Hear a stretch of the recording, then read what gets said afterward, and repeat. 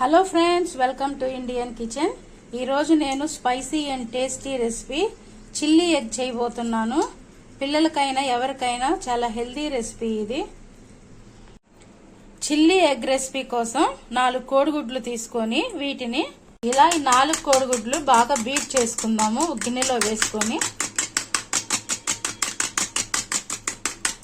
ఈ ఎగ్స్ ఇలా బాగా బీట్ చేసుకున్న తర్వాత స్టవ్ మీద కడాయి పెట్టుకొని దీనిలో 2 స్పూన్లు ఆయిల్ వేసుకుందాము. ఆయిల్ బాగా వేడెక్కిన తర్వాత మనం ముందుగా బీట్ చేసుకున్న ఎగ్ మిశ్రమాన్ని ఈ ప్యాన్ లో పోసుకొని దీనిని ఆమ్లెట్ లాగా కాల్చుకోవాలి. స్టవ్ మీడియం ఫ్లేమ్ లో పెట్టుకొని ఈ ఆమ్లెట్ ఒకవైపు కాలిన తర్వాత మనం రెండో వైపుకు తిప్పుకుందాము. ఇలా 2 వైపులా ఆమ్లెట్ మీడియం ఫ్లేమ్ లో పెట్టుకొని కాల్చుకుందాము. ఇలా ఆమ్లెట్ 2 వైపులు కాలిన తర్వాత స్టవ్ ఆఫ్ చేసుకొని ఈ ఆమ్లెట్ ని చిన్న చిన్న ముక్కలుగా కట్ చేసుకుందాము. ఇలా ఆమ్లెట్ ని చిన్న చిన్న పీసెస్ గా కట్ చేసుకొని వీటిని వేరే ప్లేట్ లో వేసుకుందాము. ఇప్పుడు ఇదే కడాయిలో 4 స్పూన్ల ఆయిల్ తీసుకుందాము.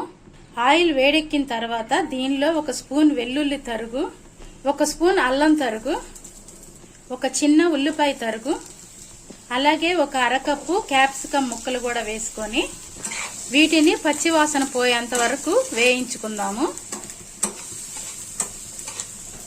ఇప్పుడు దీనిలో 4 పచ్చిమిర్చి ఇలా సన్నగా చీరికలుగా చేసుకొని వేసుకోవాలి. అలాగే 1/2 టీ స్పూన్ సాల్ట్ కూడా వేసుకొని ఒక 2 నిమిషాలు వీటిని కూడా వేయించుకుందాము.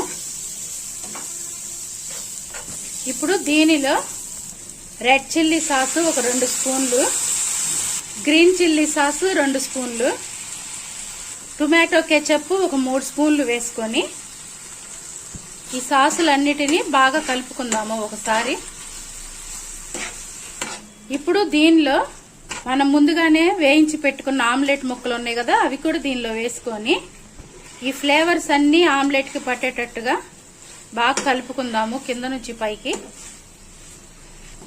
ఇలా కలుపుకున్న తర్వాత దీనిలో 1 చిటికెడు బ్లాక్ పెప్పర్ పౌడర్ కూడా వేసుకొని దీన్ని ఇంకొక 1 మినిట్ మనం కుక్ చేసుకుందాము. ఇప్పుడు స్టవ్ ఆఫ్ చేసుకొని దీన్ని మనం వేరే ప్లేట్ లోకి తీసుకుందాము. చూసారు కదా, ఎంతో సింపుల్ గా మనకి ఎగ్ చిల్లీ రెసిపీ రెడీ అయిపోయింది. టేస్ట్ కూడా చాలా బాగుంటుంది. పిల్లలు స్కూల్ నుంచి వచ్చేటప్పటికి మనం ఇలా చేసి పెడితే వాళ్ళు బాగా ఎంజాయ్ చేస్తారు ఈ రెసిపీని. మరి ఇంకెందుకు ఆలస్యం, మీరు కూడా ఈ రెసిపీని ట్రై చేయండి. ఎలా కుదిరిందో కామెంట్ చేయండి. Thank you for watching.